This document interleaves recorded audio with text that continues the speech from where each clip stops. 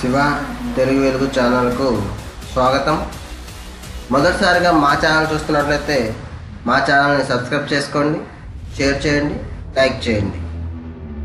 ఈరోజు మనం టెట్ అభ్యర్థుల కోసం తెలుగు 60 మార్కులకి ఏ విధంగా చదవాలి, ఆ 60 మార్కులకు వచ్చే అంశాలు ఏంటి, వాటిని క్లుప్తంగా వివరించడం జరిగింది.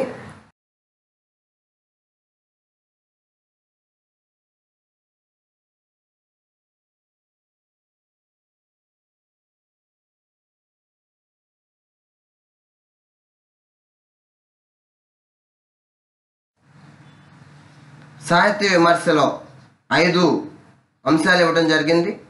కావ్యం, కావ్య నిర్వచనం, కావ్య ప్రయోజనం, కవిత్వ హేతువులు, శైలి, సంస్కృత పాశ్చాత్య లాక్షణికుల సిద్ధాంతాలు.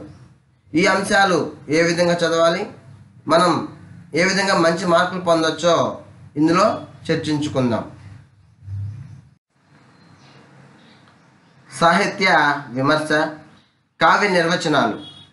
దండి కావ్యాదర్శం అనే కావ్యంలో ఇష్టార్థ వ్యవచ్ఛిన్న పదావళి కావ్యం అనగా మనోహరమగు అర్థములతో అలంకృతమైన పద సముదాయం కావ్యము అని చెప్పడం జరిగింది. మనకి ఖచ్చితంగా కావ్య నిర్వచనం గురించి ఒక ప్రశ్న ఖచ్చితంగా వస్తుంది. అదేవిధంగా ఇతర కవులు చెప్పిన అనేక నిర్వచనాలు ఇక్కడ చెప్పుకుందాం. భామకుడు భామకాలంకారంలో శబ్దార్థ సహిత కావ్యం అనగా శబ్దార్థములతో కూడినది కావ్యము అని చెప్పడం జరిగింది. అదేవిధంగా కావ్యంతు జాయితే జాతకస్య చిత్ ప్రతిభావత అనగా ప్రతిభావంతుడకు ఒకనొక కవికి మాత్రమే కావ్య నిర్మాణం సాధ్యమగును అని చక్కని నిర్వచనం చెప్పడం జరిగింది. రుద్రటుడు రుద్రటాలంకారంలో శబ్దార్థం కావ్యం. ముమ్మట్టుడు కావ్య ప్రకాశం. తదదోషౌ శబ్దార్థౌ సగుణావలంకృతి పునఃక్వాపి అనగా దోషరహితములను గుణసహితములను సాలంకారములను అగు శబ్దార్థములు కావ్యము. ఈ విధంగా మనకి కావ్య నిర్వచనాలు చెప్పడం జరిగింది. తర్వాతి అంశం కావ్య నిర్వచనాల్లో మరికొన్ని అంశాలు చూద్దాం. విశ్వనాథుడు సాహిత్య దర్పణం. వాక్యం రసాత్మక కావ్యం అనగా రసాత్మకమైన వాక్యము కావ్యము అని చెప్పడం జరిగింది. జగన్నాథ పండితరాయలు రసగంగాధరం అనే కావ్యంలో రమణీయార్థ ప్రతిపాదక శబ్ద కావ్యం అనగా రమణీయమైన అర్థమును ప్రతిపాదించే శబ్దము కావ్యము అని చెప్పాడు. విద్యాధరుడు కవయతీతి కవి అనగా వర్ణించువాడు కవి అని కవికి నిర్వచనాలు ఇవ్వడం జరిగింది. ఈ అంశాలు కూడా అడుగుతాడు. అభినవగుప్తుడు కవనీయాం కావ్య అనగా వర్ణింపదగినది కావ్యం. ఆనందవర్ధనుడు అపారే కావ్య సంసారే కవిరేవ ప్రజాపతి అనగా అంతులేని కావ్య ప్రపంచమునకు కవియే బ్రహ్మ. ఈ విధంగా అనేక మంది కవులు తమ కావ్యాల ద్వారా కావ్య నిర్వచనాలను వెలువరించారు. రెండవది కావ్య ప్రయోజనాలు చెప్పుకుందాం. కావ్య ప్రయోజనం. మరి కావ్య ప్రయోజనాలు ఏమిటయ్యా? ఈ సమాజానికి ఏదైనా మేలు చేయడం కోసమే కావ్యం ఉన్నది.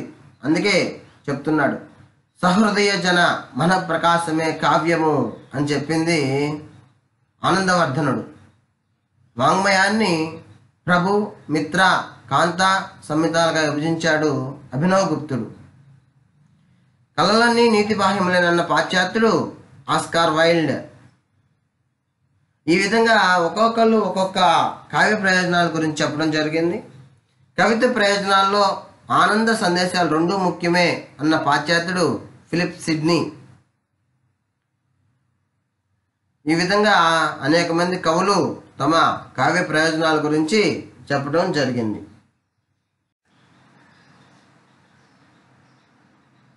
కవిత్వ హేతువులు. ప్రతిభ, ఉత్పత్తి, అభ్యాసములను కావ్యహేతువులు అంటారు. ఇవే కవిత్వ హేతువులు కూడా.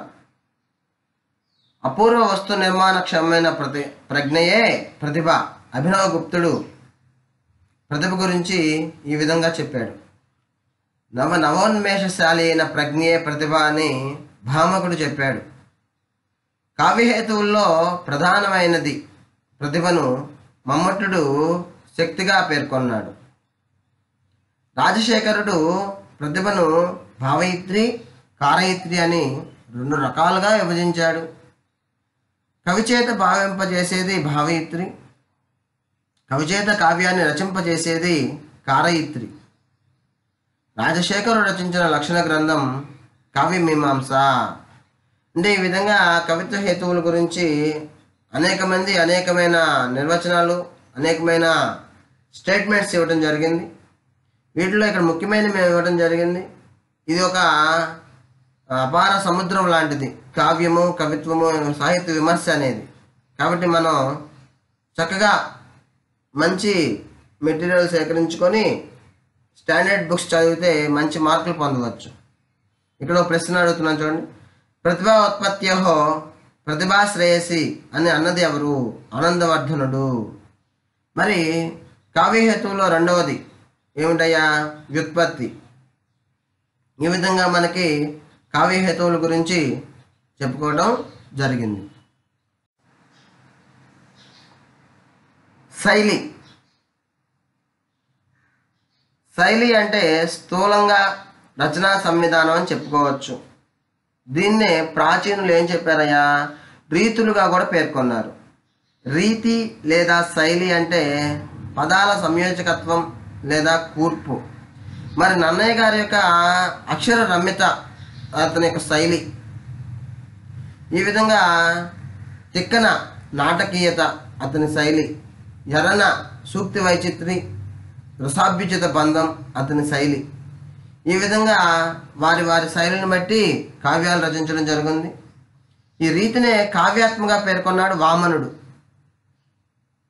రీతిరాత్మకావస్య అనేది వామనుడి అభిమతం. అసలు ఈ శైలి అంటే ఎలా ఉందో చూడండి. సాధారణ వాక్య రచనకు కవితా రచనకు మధ్య ఉన్న వ్యత్యాసం శైలీగతమైందే. మరి అందరూ రాస్తారు, మరి అన్ని వాక్యాలు కవిత్వం అవుతుందా? అవదు. ఆ కవితా విధానంలో ఉన్న వ్యత్యాసమే శైలి. మరి గుర్రం జాషువా గారు తను ఏ పద్యం చెప్పినా ఎలా చెప్పినా మంచి శైలితో చెప్తాడు. అతని యొక్క గొప్పతనం అది. చెప్పే విషయాన్ని కొందరు కఠినంగా చెప్తే మరికొందరు లలితంగా చాలా చక్కగా చెప్తారు. కొందరు నిర్వికారంగా చెప్పిన విషయాన్ని మరికొందరు ఆనందదాయకంగా చెప్తారు. అంటే ఈ విధంగా రచయిత తన యొక్క కావ్యాల్లో పద్ధతిలో శైలి భేదాన్ని చూపిస్తాడు. మరి చక్కగా రాస్తే దీనికి మరి తేలిగ్గా ఉంటే కదలీ ఫలం, కదలీ పాకం, ద్రాక్ష పాకం, నారికేల పాకం అని చెప్పి ఇందులో కూడా చెప్పడం జరుగుతుంది. కాబట్టి మనం ఈ శైలి భేదాలను జాగ్రత్తగా చదువుకోవాలి. తర్వాతి అంశం సంస్కృత పాశ్చాత్య లాక్షణికుల సిద్ధాంతాలు. మరి సిద్ధాంతం ఉండాలి, అవసరం ఉందంటారా? ఉంది. ఎందుకు? మరి లేకపోతే ఏని పడితే అలాగ రాయటం జరుగుతుంది. సంస్కృత లాక్షణికులు కవిత్వ స్వరూప స్వభావాలను గురించి తమ అభిప్రాయాలు ప్రకటించడానికి ప్రత్యేకమైన లక్షణ గ్రంథాలను రచించారు. వారిలో అసలు ఒక్కొక్క లక్షణాన్ని ప్రకటించడానికి తన ఒక కావ్యాలు రాశారు. ఇందులో ముఖ్యంగా కావ్య జీవితం వక్తోక్తి అని నిరూపించడానికే కుంతకుడు వక్త్రోక్తి జీవితం అని చెప్పి అనే గ్రంథం రచించాడు. కావ్యానికి ఆత్మధ్వని అని సిద్ధాంతీకరించడానికి ఆనందవర్ధనుడు ధ్వన్యాలోకం అనే మహా గ్రంథాన్ని నిర్మించాడు. కవిత్వానికి ఔచిత్యమే ఆత్మ అని నొక్కి చెప్పడానికే క్షేమేంద్రుడు ఔచిత్య విచార చర్చ అనే గ్రంథాన్ని రచించాడు. ఈ విధంగా ఒక్కొక్కరు ఒక్కొక్క దాన్ని ప్రతిపాదించడం జరిగింది. ఇక ఈ ప్రతిపాదనలో అనేక సంప్రదాయాలు రావడం జరిగింది. రస సంప్రదాయం, అలంకార సంప్రదాయం, గుణ సంప్రదాయం, ప్రీతి సంప్రదాయం, ధ్వని సంప్రదాయం, ఔచిత్య సంప్రదాయం, ఇలా అనేకమైన సంప్రదాయాలు కలవు. ఈ సంప్రదాయాలు ప్రతిపాదించింది ఎవరు? దాంట్లో ఏం ప్రతిపాదించారు? ఏ సంప్రదాయాన్ని ఎవరు వ్యతిరేకించారు, ఎవరు ఖండించారు? కావ్యాల్లో ఏది గొప్పగా నిలిచింది? ఇవన్నీ కూడా చాలా లోతుగా విశ్లేషణగా చదువుకోవాల్సిన అవసరం ఉంది. కాబట్టి ఈ వీడియో మీకు చాలా ఉపయుక్తకరంగా ఉంటుంది. మీ అందరికీ ధన్యవాదములు. All the best.